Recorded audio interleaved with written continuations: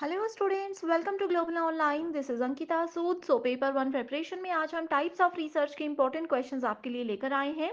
ये सवाल as it is examination में ज़रूर पूछे जा सकते हैं, इसीलिए स्टूडेंट्स आप सबके कॉन्सेप्ट्स क्लियर होना भी बहुत ज़रूरी है। तो आपके कॉन्सेप्ट क्लैरिटी के लिए हमेशा की तरह हर एक क्वेश्चन के आंसर के साथ मैं इंपॉर्टेंट एक्सप्लेनेशन भी दूंगी, ताकि आप सभी आसानी से अच्छा स्कोर कर सकें। पेपर वन के बेस्ट प्रिपरेशन के लिए कंप्लीट कोर्स में लेकर आई हूँ, जो कि स्टूडेंट्स एग्जामिनेशन के difficulty level and previous examinations को बहुत अच्छे से एनालाइज करने के बाद बनाया गया है।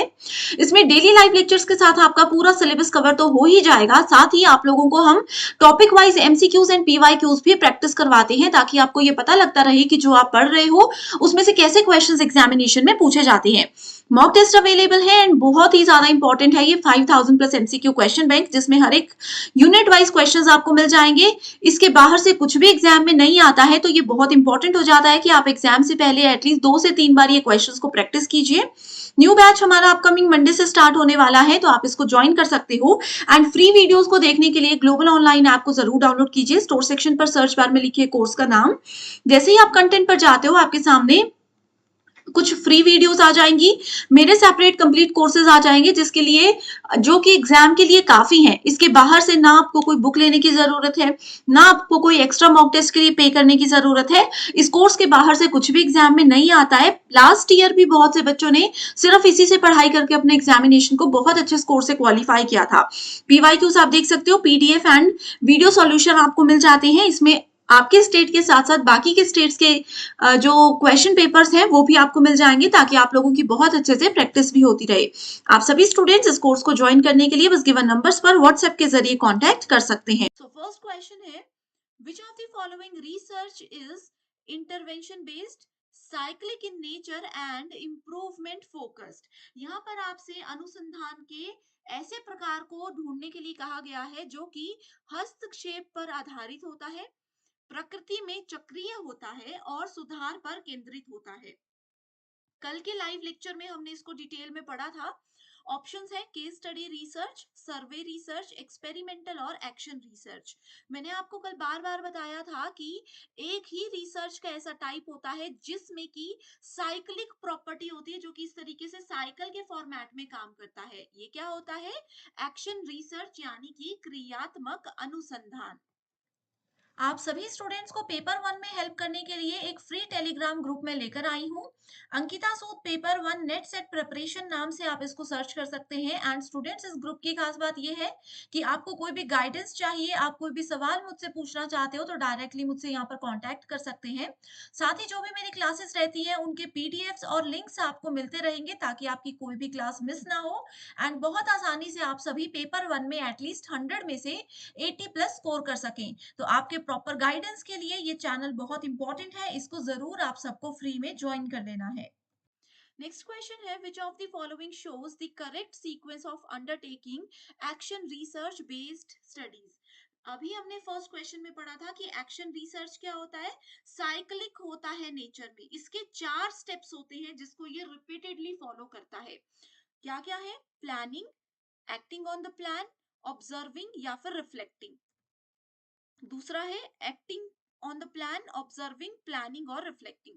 कल भी हमने ये पढ़ा था शॉर्ट में। मैंने आपको बताया था सबसे पहले हम एक्शन रिसर्च में क्या करते हैं, एक प्लान बनाते हैं कि हमें जो रिसर्च करनी है वो क्या होगी, मुद्दा क्या होगा, प्रॉब्लम क्या होगी, कैसे हम उस पर आगे बढ़ेंगे। उसके बाद आता है उस प्लान पे एक्शन लेने का समय, उस पे एक्ट करना। प्लान बन गया, चलो अब उस पे काम करना शुरू कर देते हैं।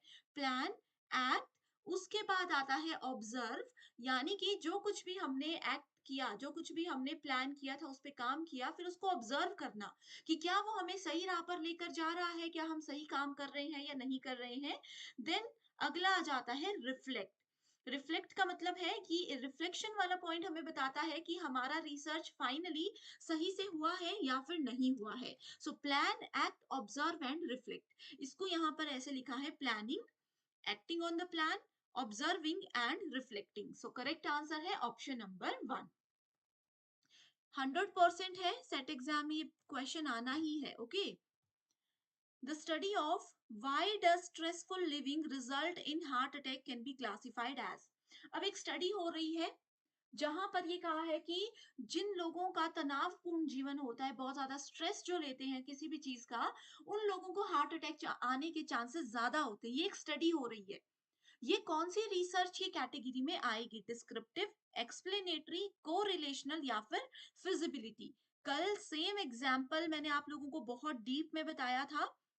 क्या होगा ये होगा एक्सप्लेनेटरी रिसर्च, यानी कि व्याख्यात्मक शोध। अब देखो क्यों लोग हार्ट अटैक से मर रहे हैं जो स्ट्रेसफुल जीवन जीते हैं। इस चीज की जो स्टडी है वो सिर्फ उस प्रॉब्लम को एक्सप्लेन करेगी, उसका सॉल्यूशन नहीं देगी। वो सिर्फ एक रीजन बताएगी कि हाँ भाई, जो स्ट्रेसफुल लाइफ जीते हैं, उनको खाने पीने की इच्छा नहीं होती, वो ये करते हैं वो करते हैं, कुछ भी चीजें हो सकती है जिसकी वजह से उनको हार्ट अटैक आता है। तो ये एक्सप्लेन कर रहा है चीजों को, उसका प्रॉपर सॉल्यूशन नहीं बता रहा। वो कोई और रिसर्च करता है। ओके। अगला है विच of the following is a method of quantitative research, यानी कि मात्रात्मक अनुसंधान की एक विधि कौन सी है? बहुत डिटेल में पढ़ा था कि ये कॉन्सेप्चुअल अप्रोच होता है, वैचारिक दृष्टिकोण होता है, एम्पेरिकल अनुभवजन्य दृष्टिकोण होता है, स्ट्रक्चरल अप्रोच है या फिर अनस्ट्रक्चर्ड अप्रोच है। अब देखो यहाँ पर एक चीज मैं बताती हूँ, जिन बच्चों ने कल मेरी लाइव क्लास अटेंड की होगी उनको इसका आंसर जरूर आता होगा। एंड जो स्टूडेंट्स मिस कर चुके हैं लाइव क्लास को, मैंने आपको बताया इस तरीके से दिखेगी global online app. Play store पर जाकर उसको डाउनलोड कीजिए एंड कोर्स में लाइव क्लासेस फोल्डर में जाकर उसको देख लीजिए, ठीक है। अब देखो कल के वीडियो में हमने एम्पेरिकल अप्रोच अभी तक नहीं पढ़ा था, कॉन्सेप्चुअल अप्रोच अभी तक नहीं पढ़ा था। क्वांटिटी, मात्रा की जब बात होती है तो मात्रा हमेशा एक स्ट्रक्चर्ड फॉर्मेट में काम करता है। ऐसे डायरेक्ट आपको याद करने का मैंने बताया था, तो ये होता है क्वांटिटेटिव स्ट्रक्चर्ड। और अगर हम क्वालिटेटिव की बात करें तो वो होता है अनस्ट्रक्चर्ड अप्रोच। अगला क्वेश्चन है विच of the following method is conducted to describe the characteristics of a situation, phenomena or a problem? ठीक है।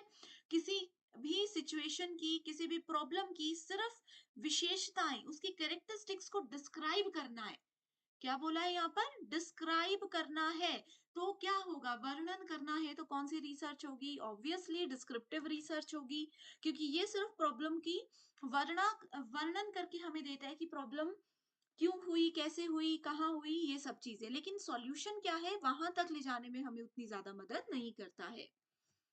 The study to undertake the fashion purchasing trend among Delhi customers is an example of what?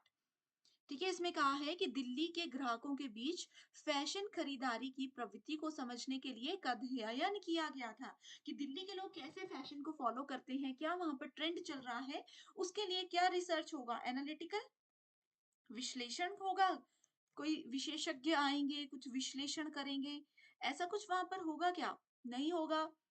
Descriptive जो सिर्फ describe करेंगे। Exploratory कुछ नई खोज करेंगे, नहीं करेंगे। कोरिलेशनल क्या वो रिलेशन बता रहे हैं कि फैशन और दिल्ली के लोगों के बीच में कुछ रिलेशन है, ये भी नहीं बता रहे। ये क्या कर रहे हैं? सिर्फ डिस्क्रिप्शन बता रहे हैं। सिर्फ ये बताएंगे कि दिल्ली के कस्टमर्स जो हैं वो कैसा फैशन फॉलो करना पसंद करते हैं, बस वर्णन कर दिया, बात खत्म हो गई। A university teacher plans to improve the study habits of students in his or her class. एक टीचर है यूनिवर्सिटी में जो सोच रहे हैं कि मेरे कक्षा में जो बच्चे हैं उनकी जो स्टडी हैबिट्स है, पढ़ने का तरीका है, समझने का तरीका है, उसमें मुझे कुछ ना कुछ इम्प्रूवमेंट करनी चाहिए, उनकी आदतों में सुधार करनी चाहिए। सो ऐसे में कौन सी रिसर्च बेस्ट रहेगी?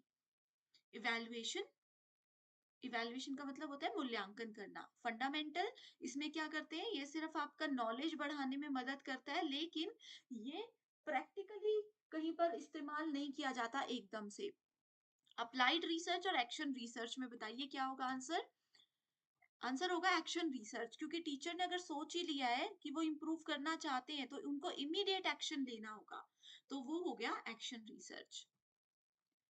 नेक्स्ट है assertion reason based question. Qualitative research have higher degree of flexibility, बहुत ज्यादा फ्लेक्सिबल होता है, ये वाला पॉइंट भी हमने कल डिस्कस किया था। And qualitative research, in the qualitative research the response of participant determines the question researcher should ask next.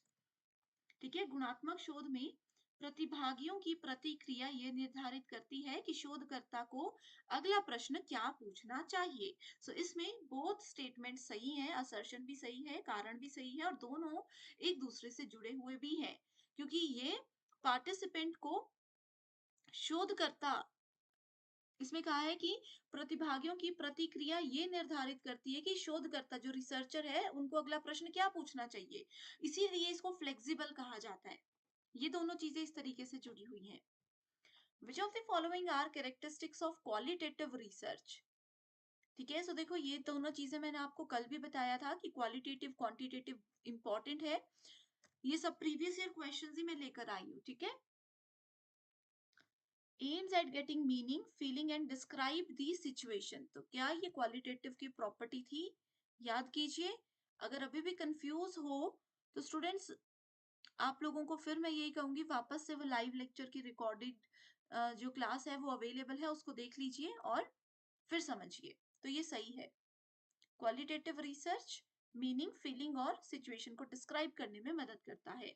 Non descriptive होता है, नहीं ये डिस्क्रिप्टिव होता है, इसलिए ऑप्शन नंबर 2 गलत हो जाएगा। देखो ऑप्शन नंबर 1 सही है, 2 गलत है। Results are presented in tables and graphs, so qualitative में ग्राफ और टेबल्स का यूज ही नहीं होता। It investigates why and how of decision making, ये बताता है कि जांच, ये निर्णय लेने के क्यों और कैसे की जांच करता है, बिल्कुल सही। और ये एक्सप्लोर करने में, कोई खोज करने में, नया नॉलेज लेने में हमें मदद करता है। so, इसीलिए करेक्ट आंसर है 1, 4 and 5, option number C. Next is phenomenology, यानी कि घटना विज्ञान क्या है? क्या होता है ये क्वालिटेटिव, ये टर्म अभी तक हमने पढ़ी नहीं थी, इस क्वेश्चन के थ्रू ये आपको क्लियर मैं कर दूंगी। सो पढ़िए इस क्वेश्चन को ध्यान से, क्या कहा हुआ है।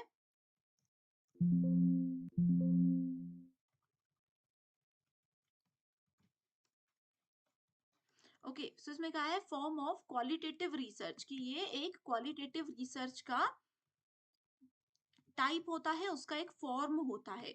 अब देखो, अभी भी अगर याद नहीं आ रहा ना क्वालिटेटिव रिसर्च क्या है, तभी मैंने कहा था कल क्लास में कि नोट्स बना लीजिएगा। ठीक है, तो ये सही है, ये क्वालिटेटिव रिसर्च का एक टाइप होता है, बेस्ड ऑन इंडिविजुअल एक्सपीरियंस नहीं, इन्वॉल्व सिमुलेशन, इसमें अनुकरण शामिल होते हैं, बिल्कुल ओके, सॉरी, क्वालिटेटिव ये होता है, बिल्कुल सही है, ऑप्शन नंबर 1 तो सही ही रहेगा। उसके बाद इंडिविजुअल एक्सपीरियंस, व्यक्तिगत अनुभवों पर भी आधारित होता है, सो ए बी सही है। इन्वॉल्व सिमुलेशन यानी कि अनुकरण होता है, नहीं होता है। अप्रोच टू रिव्यू लिटरेचर, इसमें लिटरेचर को रिव्यू करने से रिलेटेड कोई टर्म इस्तेमाल नहीं की जाती, इसलिए करेक्ट आंसर आ गया option number C, that is A and B only. Okay, so ये थे आज के मोस्ट इंपॉर्टेंट क्वेश्चंस जो कि पिछले कल के लाइव लेक्चर पर बेस्ड थे।